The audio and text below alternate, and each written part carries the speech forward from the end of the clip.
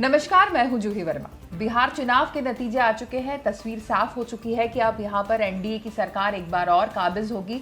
मुख्यमंत्री कौन होगा? फिलहाल बीजेपी का दावा है कि नीतीश कुमार ही सूबे की सत्ता संभालेंगे। पर इन सबके बीच एक सवाल जरूर उठकर आ रहा है कि एलजेपी और चिराग पासवान का क्या होगा।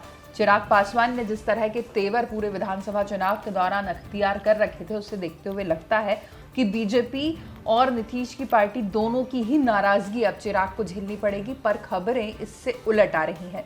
खबर है कि चिराग पासवान को मोदी कैबिनेट में उनके पिता की जगह मिल सकती है। वो भी तब जब उनकी पार्टी यानी कि एलजेपी ने बेहद निराशाजनक प्रदर्शन किया है बिहार चुनाव में।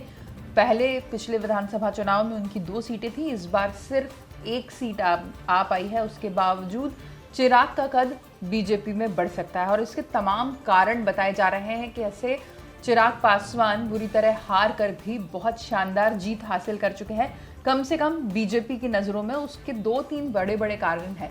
पहला कारण ये कि जिस कारण से बीजेपी ने एलजेपी के हौसलों को इतनी हवा दी थी, चिराग के हौसलों को इतनी हवा दी थी, उस काम में चिराग काफ़ी हद तक सफल हुए। शुरुआती आकलन में माना जा रहा है कि 30 से 50 विधानसभा सीटों के बीच में चिराग पासवान की पार्टी ने नीतीश कुमार की पार्टी को नुकसान पहुंचाया, उसके कैंडिडेट्स के वोट काटे और जिसका फायदा बीजेपी को हुआ। और यही वजह है कि नीतीश की पार्टी जेडीयू सिर्फ 43 सीटें जीत पाई, जबकि बीजेपी 74 सीटें जीत पाई है।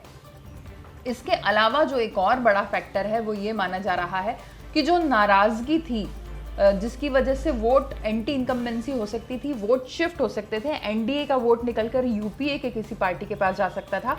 चिराग पासवान उन दोनों के बीच में एक बैरियर बन के भी खड़े रहे। यानी चिराग पासवान की पार्टी भले ही ना जीती हो, लेकिन जो वोट जेडीयू के कटते या बीजेपी के कटते और उसके बाद वो तेजस्वी प्रताप की पार्टी में जाते या कांग्रेस के पास जाते, उन वोट को चिराग ने रोक दिया और वो वोट चिराग की झोली में गिरे। यानी चिराग पासवान की पार्टी के कोई भी प्रतिनिधि भले ही न जीत पाया हो, लेकिन उन वोट को बीच में रोकने में कामयाब हो गया, जो एनडीए से शिफ्ट होकर किसी यूपीए के घटक दल में जा सकते थे। और ये जो बहुत बड़ा नुकसान होता, उसके बाद शायद सरकार नहीं बन पाती या एनडीए बड़ा दल बनकर नहीं उभर पाता, उसको बचाने में उसके बीच में जिसने बैरियर का काम किया वो चिराग पासवान थे। और ये चिराग पासवान का बड़ा बलिदान ही माना जाएगा कि उन्होंने ज़्यादा सीटों पर कैंडिडेट उतार कर यूपीए का हिस्सा बनकर लड़ने की जगह वो जैसा खुद कहते रहे कि मैं मोदी का हनुमान हूँ, तो हनुमान बनकर उन वोट्स की रक्षा की जो मोदी के दुश्मनों के पास जा सकते थे। और अब इसका फल उन्हें मिल सकता है